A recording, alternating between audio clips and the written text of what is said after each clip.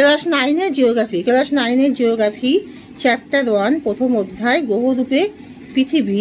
তোমরা সবাই মন দিয়ে শোনো আর লেখো, আর সবাই লাইক অ্যান্ড সাবস্ক্রাইবটা দিয়ে দাও। গ্রহরূপে পৃথিবী। তোমরা সবাই মন দিয়ে শোনো আর লেখো, আর সবাই লাইক অ্যান্ড সাবস্ক্রাইবটা দিয়ে দাও। পৃথিবীর সঠিক আকারের প্রমাণগুলি কি কি?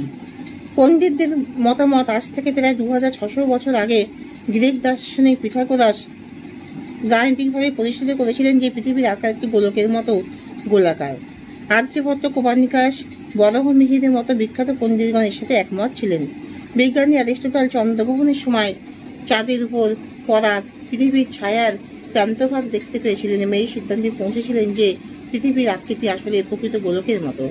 আর 2 নম্বর, নাবিকদের পৃথিবীর পরিভ্রমণ। 1519 সালে পর্তুগিজ নাবিক ফার্দিনান্ড ম্যাগেলান এবং 1577 সালে ইংরেজ নাবিক ফ্রান্সিস ড্রেক দিক পরিবর্তন না করে ক্রমাগত জাহাজ চালিয়ে তারা যেখান থেকে যাত্রা শুরু করেছিলেন সেখানেই পুনরায় ফিরে আসেন। পৃথিবীর গোলাকার বলেই এটা সম্ভব হয়। সর্বত একই সময় সূর্যাস্ত ও সূর্যোদয় হয় না। গোলাকার পৃথিবীর হওয়ায় সূর্যাস্ত প্রথমে পূর্বের দেশগুলিতে এবং পরে পশ্চিমের দেশগুলিতে ঘটে। দিগন্ত রেখার বিস্তৃতি।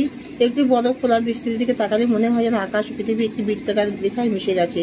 বৃত্তাকার রেখাটি হল দিগন্ত রেখা। ভূপৃষ্ঠের স্তর থেকে যত উঁচু হবে দিগন্ত রেখা ততই বাড়বে। গোলাকার সমুদ্র পৃষ্ঠে জাহাজের অবস্থান।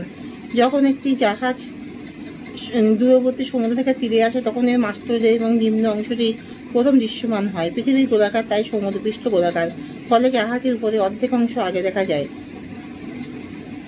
ধ্রুবতারা ও হ্যাডলির অক্টান্ট নক্ষত্রের অবস্থান। উত্তর গোলার্ধে ধ্রুবতারা সুমেরুর ঠিক উপরে রয়েছে। পৃথিবী যদি সমতল হতো তাহলে তার পৃষ্ঠের যে কোনো স্থান থেকে ধ্রুবতারাকে একই উন্নতিকোণে দেখা যেত।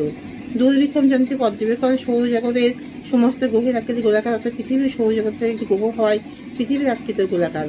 পৃথিবীর আকৃতি প্রত্যক্ষ প্রমাণ। বেডফোর্ড লেভেল পরীক্ষা। 1870 সালে বিজ্ঞানী অ্যালফ্রেড রাসেল ওয়াশের একই সরলরেখায় 1 কিলোমিটার দূরত্ব জুড়ে একটি ভেলার সহায়তায় ইংল্যান্ডের বেডফোর্ড খালে একটি উচ্চতার 3টি খুঁটি বসিয়েছিলেন। পরে দূরবীক্ষণের সাথে দেখা যায় মাঝের খুঁটিটি মাথা অন্য দুটি খুঁটির তুলনায় সামান্য উঁচু। পৃথিবীর গোলাকৃতি হওয়ায় মাঝের খুঁটিটির মাথা অনেক উঁচু দেখা যায়।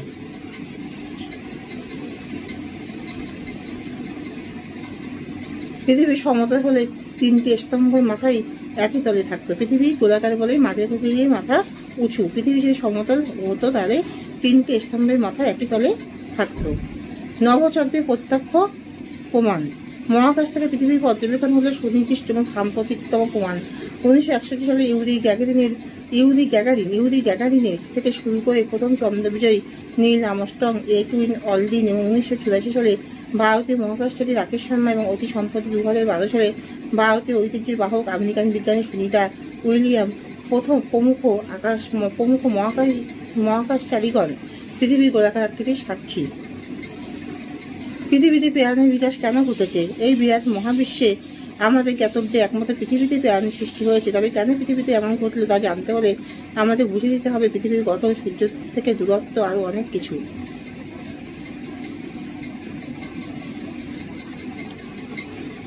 তাহলে এখানে শেষ করছি। তোমরা কিন্তু সবাই লাইক আর সাবস্ক্রাইবটা কিন্তু সবাই দিয়ে দিও।